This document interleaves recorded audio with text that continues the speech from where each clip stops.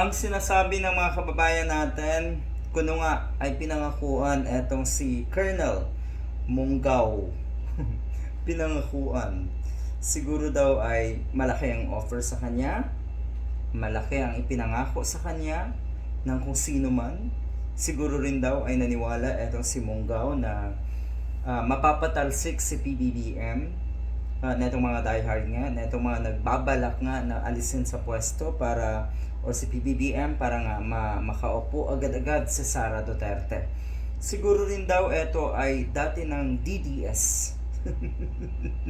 Alam niyo naman pag DDS, baluktot na ang kaisipan ng mga yan. Totoo, may mga DDS na kahit papaano may mga dunong. Pero iisipin mo na talagang darating sa punto na sila ay either nagbobo-bububuhan or talagang sadya palang bobo, nagkunwari lang na marunong sa una at may dunong sa una. Ganyan ang nangyayari sa mga diehard.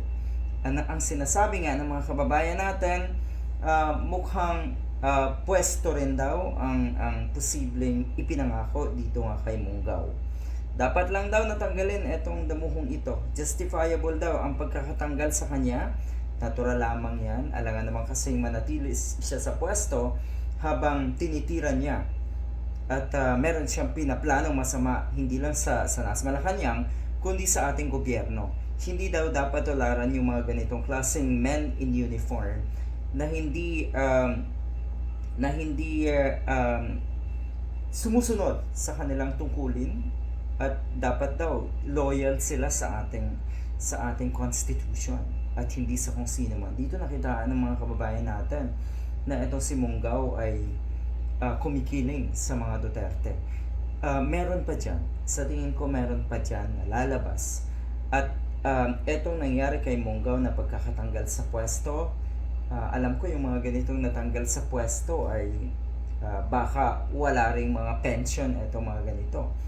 Anong mangyayari sa pamilya pag ganyan? Masaklap yan. Siguradong masaklap yan.